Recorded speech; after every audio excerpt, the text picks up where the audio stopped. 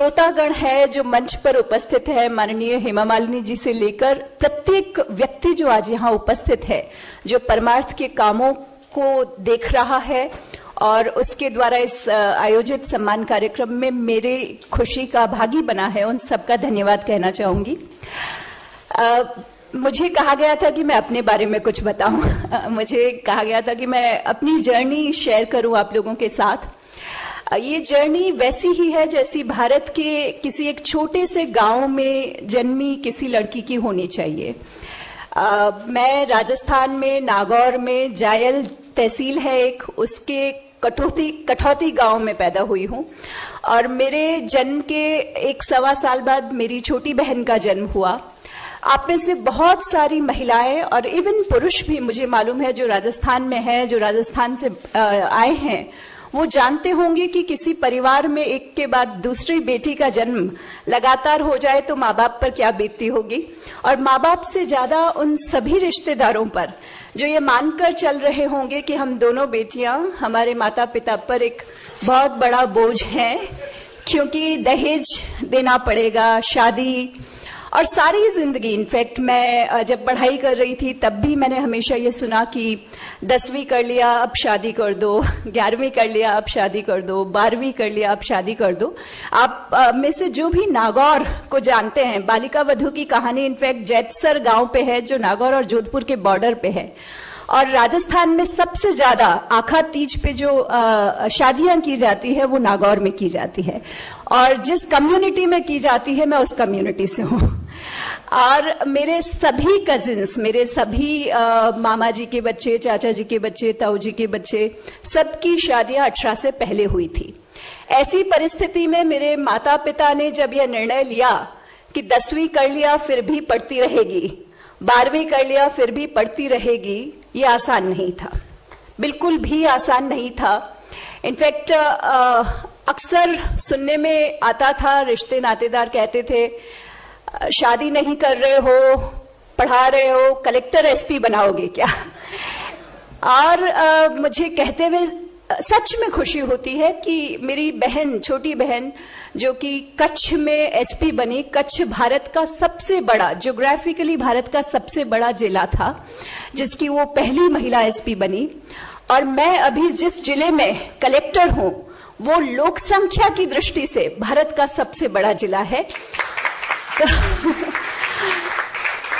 ये बात कहने के पीछे एक्चुअली कोई ऐसा कुछ इंटेंशन नहीं है कि मैं कुछ मोटिवेट करना चाहती हूँ वगैरह वगैरह, बट मुझे कहा गया था कि मैं बताऊं, क्योंकि कई बार ऐसा होता है कि हम में से बहुत सारी महिलाओं को लगता है कि अगर हमने ग्रेजुएशन कर लिया तो काफी है, हमारी शादी हो गई अच्छे परिवार में तो काफी है, नौकरी लग गई अच्छी तो काफी है, बच्चे हो गए तो काफी है।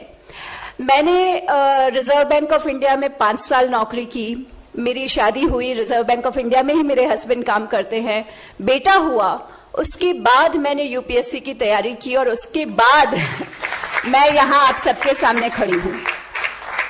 ये इसलिए है क्योंकि हम में से बहुत सारी महिलाएं हमारे पूरे समाज में, हमारे देश में, ये जो हमारे कल्चरली कुछ रूट्स हैं जो हमारे मन में कहीं धंसी हुई है कि स्त्री जो है वो उम्र के हर पड़ाव में किसी न किसी पुरुष के साथ ही चल सकती है। हमने सुना है बहुत बार कि पिता रक्षति कौमारे, भर्ता रक्षति यौवने, रक्षन्ति स्थविरे पुत्रा, ना स्त्री स्वातंत्र महती। स्त्री कभी भी स्वतंत्र नहीं हो सकती है, उसको उम्र के हर पड़ाव में किसी न किसी पुरुष की आवश्यकता होती है। और मुझे लगता है कि जब यहाँ इस मंच से बोल रही हूं तो उन सभी महिलाओं को जिनके मन में यह विचार जड़ें ले चुका है, उन सभी पुरुषों को जिनके मन में भी ये विचार जड़ें गहरी कर चुका है, उनके विचार को थोड़ा सा बदलने के लिए यहाँ खड़ी हूं, इस उम्मीद के साथ कि आप में से बहुत सारे लोग अपनी अपनी बेटियों को, अपनी अपनी बहुओं को, अपनी अपनी पत्नियों को वो अवसर जो अब तक उनको नहीं मिला है उसके लिए निश्चित तौर पर उनका साथ देंगे।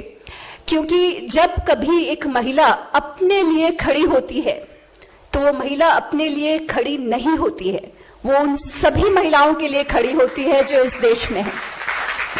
तो जब मैं अपने लिए स्टैंड लेती हूं तो मैं अपने लिए स्टैंड नहीं लेती हूं, इस देश भर की उन सभी बेटियों के लिए स्टैंड लेती हूं जो कहीं ना कहीं किसी चाइल्ड मैरिज के शिकंजे में फंसती जा रही है, जिन्होंने बचपन से ताना सुना है कि पढ़ाई करवा के क्या कर लोगे, दहेज का बोझ समझा जाता है जब 2 बेटियां पैदा हो जाती है। और इन सारी समस्याओं को पार करने के लिए इस साल में जब हम आजादी का अमृत महोत्सव मना रहे हैं, हम हमारे देश का 75वां आजादी का अमृत महोत्सव मना रहे हैं, उस साल में निश्चित तौर पर मुझे लगता है कि मुझे का हक है कि इस देश की महिलाओं की आजादी अभी अधूरी है, और उसी आजादी की लड़ाई के लिए, उसी आजादी के हक को और बुलंद आवाज में उठाने के लिए इस अमृत महोत्सव में आवाज उठेगी। और हमारे बीच में सांसद हेमा जी हैं, निश्चित तौर पर वो संसद में भी अनेक बार महिलाओं के हक पर आवाज उठाती रही हैं। मेरे जैसी बेटियां मुंबई उपनगर में कलेक्टर बनती हैं, या मेरी बहन जिसके जन्म पर मेरे ननिहाल में मातम छा गया था, मेरी दादी नानी सब उदास हो गई थी कि लगातार 2 बेटियां हो गई है, वो शक्ति का रूप बनकर आईपीएस ऑफिसर बन सकती है। तो हर घर की हर बेटी अपने मुकाम को, अपने सपनों को पूरा कर सकती है। आपके आसपास में जब भी कोई ऐसी बेटी दिखाई दे जो जुनून के साथ, पैशन के साथ कुछ करना चाहती है, तो आप निश्चित तौर पर उसको मदद करें। और इस मामले में परमार्थ ने कुछ ही दिनों पहले एक बहुत अच्छा काम किया है जो मैं आप सबके सामने रखना चाहती हूं। ये समिति जब मेरा स्वागत करने के लिए मेरे ऑफिस में आई तो मैंने इन्हें कहा कि क्योंकि मैं जिस परिस्थितियों से बाहर निकल के आई हूं, मैं हमेशा ढूंढती रहती हूं मेरे जैसी ही बच्चियां, और जब कहीं मुझे मेरे जैसी ही बच्चियां मिलती है तो मैं कोशिश करती हूं कि उनको मेरी तरफ से जो सपोर्ट मिल सके वो देती रहूं। और रोटरी, लायंस या परमार्थ जैसे अच्छे संस्थान जो महिला शिक्षण की तरफ, बेटी बचाओ बेटी पढ़ाओ की तरफ काम करते हैं, उनको भी लिंक कर सकूं।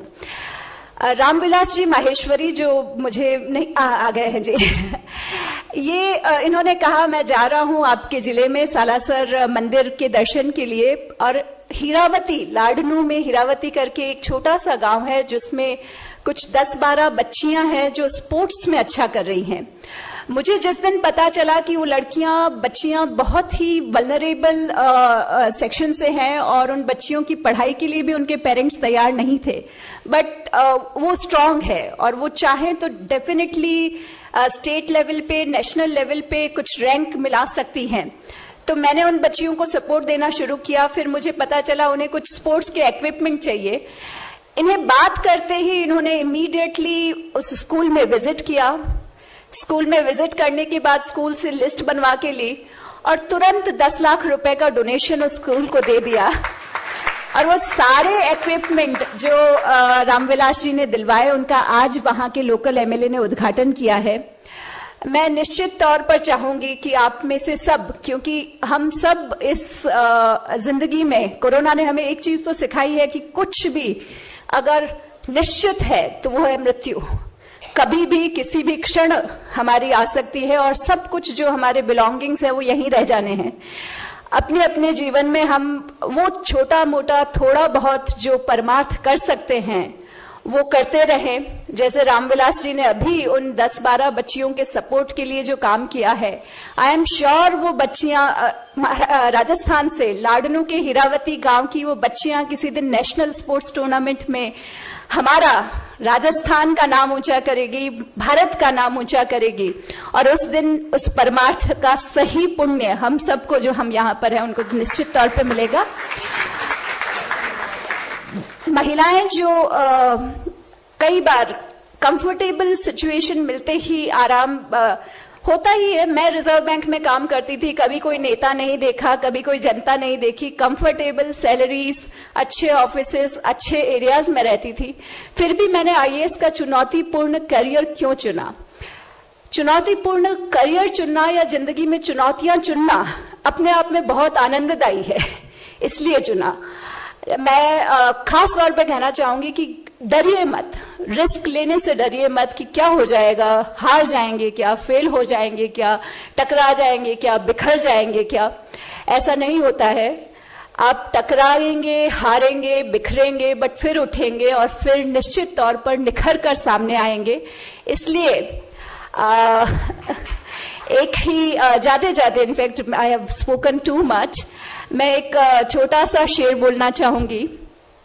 नशेमन नहीं तेरा, नशेमन नहीं तेरा कस्र सुलेमानी के गुंबद पर। इसका मतलब है कि आपका आशिया, आपका रहने की जगह जो है वो किसी महल का गुंबद नहीं है। नशेमन नहीं तेरा कस्र सुलेमानी के गुंबद पर, तू शाही है, तू बाज है, तू शाही है, बना आसियां पहाड़ों की चट्टानों में। तो आप सब पहाड़ों की चट्टानों में जीने के लिए बनी है। आप चुनौतियां सहन कर सकती हैं, चुनौतियों के पार विजयी हो सकती हैं, यशस्वी हो सकती हैं। इन्हीं शब्दों के साथ मैं आप सबको दिवाली की शुभेच्छा देना चाहूंगी। दिवाली के साथ हमारे देश में त्योहारों की एक मालिका आती है, उन सारे त्योहारों की शुभेच्छा देना चाहूंगी। और आजादी के इस अमृत महोत्सव पर निश्चित तौर पे हमारे समाज की, राजस्थान की और इस देश की बेटियों के लिए भी आजादी का महोत्सव शुरू होगा। इस शुभेच्छा के साथ जय हिंद, जय महाराष्ट्र।